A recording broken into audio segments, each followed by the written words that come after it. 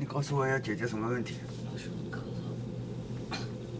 我咳我看到那个像龙卷风似的，卷到空中去放下来，好像是我被龙卷风要卷上去了，我卷上去，然后卷下来，卷上去，卷下来，你说气流挺大的嘛？气流挺大的嘛？气流挺大的嘛？气流挺大的嘛？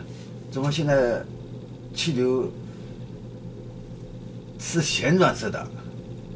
怎么现在气流是旋转式的？可能是飞碟和智能飞行物协同工作了吧？